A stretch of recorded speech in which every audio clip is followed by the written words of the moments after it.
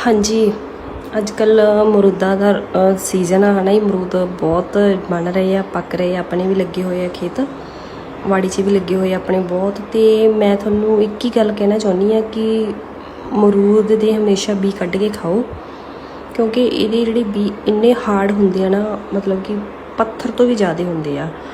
ते असीं अज तक मतलब कि बी नहीं खाधे, ना मैं अपने बेटे नूं बी पा के देवां विच ते ना ही किसी होर नूं। ते असीं कदी भी बी नहीं खाधे। ते तुसीं भी बी कढ़ के खाओ।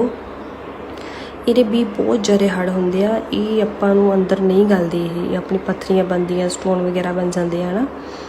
ਤੇ ਇਸ ਕਰਕੇ ਆਪਾਂ ਥੋੜਾ ਜਿਹਾ ਵੀ ਕੱਢ ਕੇ ਖਾਓ ਤੇ ਬਹੁਤ ਵਧੀਆ ਖਾਧੇ ਜਾਂਦੇ ਆ ਅਮਰੂਦ ਇਹ, ਤੇ ਟੇਸਟ ਹੁੰਦੇ। ਅੱਜ ਕੱਲ੍ਹ ਸੀਜ਼ਨ ਚੱਲ ਰਿਹਾ ਅਮਰੂਦਾਂ ਦਾ, ਇਸ ਕਰਕੇ ਤੁਹਾਨੂੰ ਦੱਸ ਰਹੀ ਸੀਗੀ ਤੁਸੀਂ ਵੀ ਕੱਢ ਕੇ ਖਾਓ ਜਦੋਂ ਵੀ ਖਾਣੇ ਆ।